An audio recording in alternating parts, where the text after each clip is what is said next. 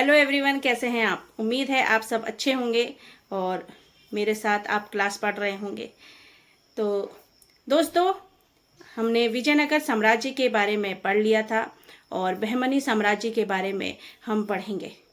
तो ये विजयनगर साम्राज्य और बहमनी साम्राज्य जो है, इनसे पहले किसका शासन चल रहा था? मोहम्मद बिन तुगलक का शासन चल रहा था। इसके शासन से बहुत से लोग नाराज थे क्योंकि यह अच्छी तरह से शासन नहीं कर रहा था। बहुत से लोग इसका विद्रोह कर रहे थे। बहुत से अमीरों ने भी इसका विद्रोह किया और दक्षिण भारत के अमीरों ने भी इसका विद्रोह किया। ठीक है, तो जो दक्षिण भारत के अमीर थे, जब इसका मोहम्मद बिन तुगलक का विद्रोह कर रहे थे, तो इन्होंने अपना एक नेता चुना जिसका नाम था ये अलाउद्दीन हसन बहमन शाह, जिसे हसन गंगू भी कहते हैं और बहमनी साम्राज्य के ये संस्थापक भी रहे। ठीक है दोस्तों, तो दोस्तों जो दक्षिण भारत के राज्य थे वो दो राज्य उभर कर आए। एक हिंदू राज्य था और एक मुसलमान राज्य था। हिंदू राज्य में विजयनगर साम्राज्य आता है और मुसलमान राज्य में बहमनी साम्राज्य उभर कर आते हैं। ठीक है, तो शुरू करते हैं हम अपनी आज की क्लास को। एक मोटिवेशनल कोट सुन लेते हैं कि कोशिश करना आप कभी भी ना छोड़ें। कोशिश करना आप कभी भी ना छोड़ें। हमेशा यह सोचें कि मैं यदि कोशिश करना छोड़ दूंगा तो कोई और है जो मुझसे दुगनी मेहनत करने को तैयार है। इसलिए दोस्तों, जहां आपने कोशिश करना छोड़ दी, मेहनत करना छोड़ दिया, तो कोई और आपसे आगे निकल जाएगा और तब आपको पछतावा होगा कि मैं कोशिश करता तो मुझे इतना पछतावा तो नहीं होता।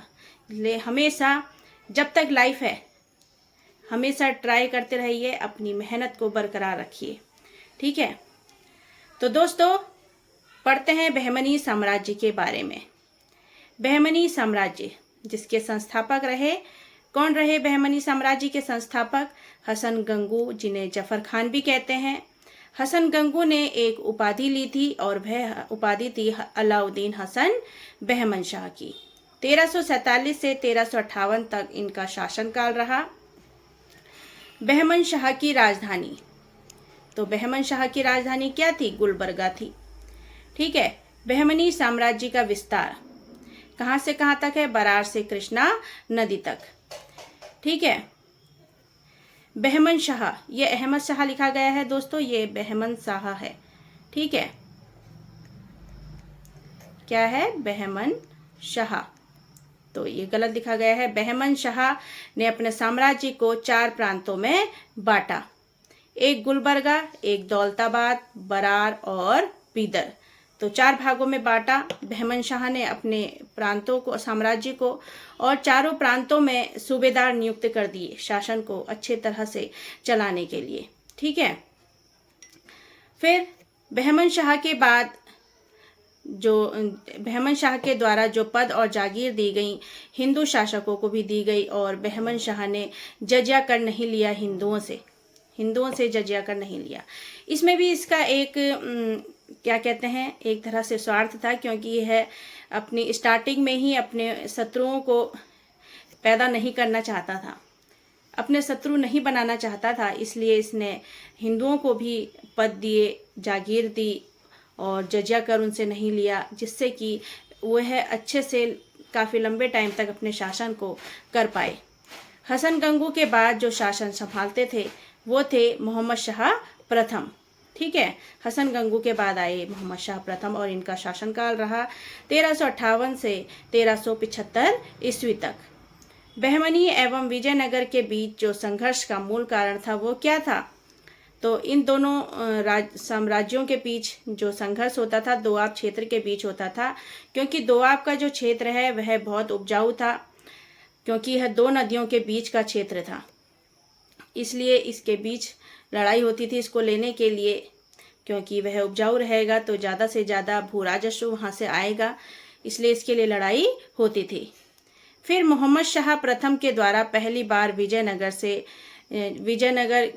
से जो युद्ध हुआ उसके लिए क्या प्रयोग किया गया? बारूद का प्रयोग किया गया। तो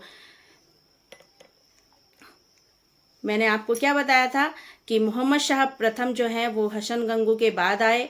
फिर मोहम्मद शाह प्रथम ने ही पहली बार विजयनगर से क्या प्रयोग किया था? विजयनगर से युद्ध करने के लिए तो बारूद का प्रयोग किया था। और मोहम्मद शाह प्रथम के बाद कौन आए? मोहम्मद शाह द्वितीय आए, जिनका शासनकाल रहा 1378 से 1397 ईस्वी तक।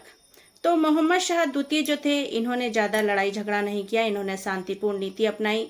विजयनगर के विरुद्ध भी इन्होंने युद्ध नहीं किया। फिर इनके बाद आए ताजुद्दीन फिरोज शाह, जिनका शासनकाल रहा 1397 से 1922 ईस्वी तक। ठीक है। 3 बार विजयनगर पर आक्रमण किया इन्होंने और भीमा नदी के तट पर फिरोजाबाद नामक नगर इन्होंने बसाया। फिर इनके बाद कौन आए? तो इनके बाद आए सिहाबुद्दीन अहमद शाह 1425 ईस्वी में। किसके बाद आए? ताजुद्दीन फिरोज शाह के बाद सिहाबुद्दीन अहमद शाह आए और इन्होंने अपनी राजधानी को गुलबर्गा से बीदर बना दिया, बीदर की तरफ स्थानांतरित कर दिया।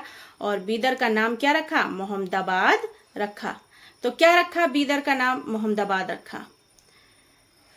तो ये थी दोस्तों हमारी आज की क्लास। उम्मीद है आपको पसंद आई होगी, और अगर पसंद आई है तो प्लीज़ लाइक शेयर सब्सक्राइब जरूर कीजिएगा। और मिलते हैं आपसे अपनी अगली क्लास में। तब तक के लिए अपना ध्यान रखें, स्वस्थ रहें, खुश रहें। Thank you.